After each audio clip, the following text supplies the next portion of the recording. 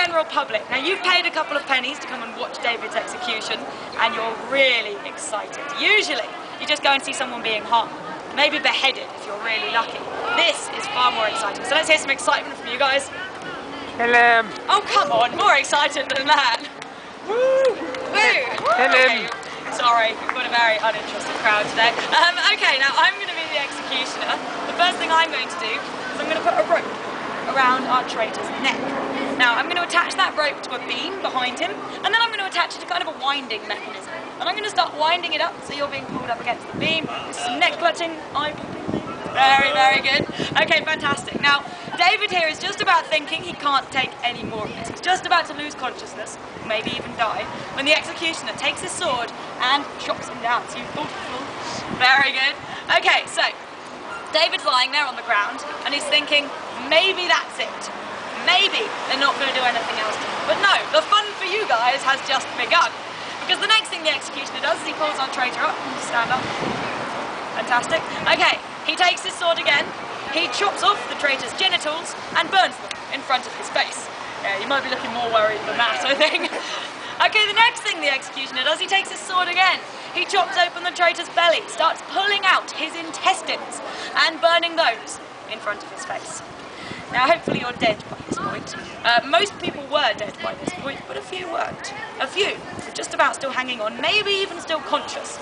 And if David here is one of those unlucky few, then the very last thing he will know, the very last words he will hear, are as the executioner takes a hook. He reaches up inside the traitor's chest, pulls out his heart, and holds it up to the crowd, shouting, "Behold, the heart of a traitor!" And the crowd goes wild. Really wild. Okay, so you're definitely dead by now. Very, very dead. But the fun for you guys is still not over, because the next thing the executioner does, he takes his sword again. He chops off the traitor's head, puts it on a stick, dips it into boiling tar, and sends it to the gates of London Bridge, where it will stay for the next few years to remind anybody crossing that bridge, that's what happens to traitors.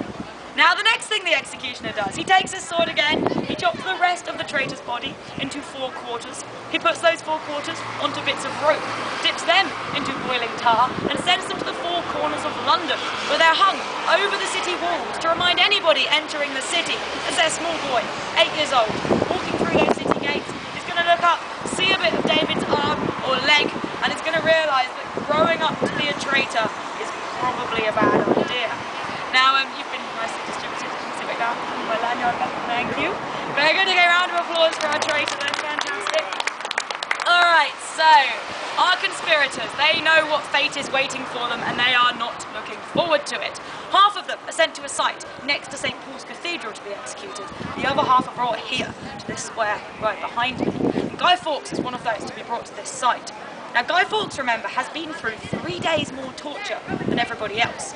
He really can't face anything more. So he's stood there on the scaffold. The rope is already around his neck. His arms have been tied to his sides. And he is desperately trying to think of a way to get out of this. Suddenly, he has a fantastic idea. He wrestles himself from his bindings, rushes to the edge of the scaffold, jumps off, and the rope around his neck snaps his neck, killing him instantly. Now this is a really good plan because it means although he still has to go through all the rest of the torture, he's not actually alive to notice it. So, pretty good idea.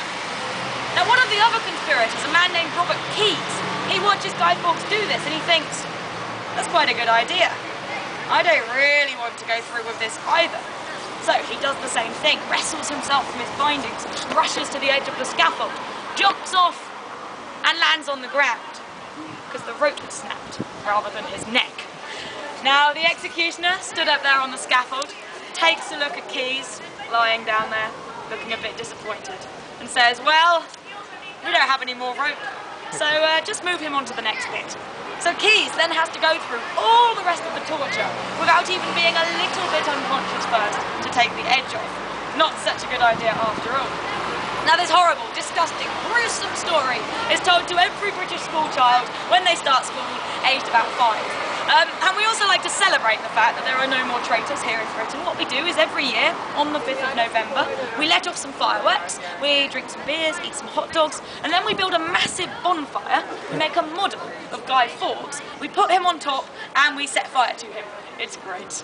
But anyway, we have another way of remembering these events. It's just with a small rhyme, and that's what I'd like to finish with now. It goes, remember, remember, the 5th of November, gunpowder, treason, plot. I see no reason why gunpowder treason should ever be forgot. And hopefully you guys are not going to forget it now either. But that is the end of my story. It's also the end of my tour, so thank you very much indeed. Wow. Okay guys, now you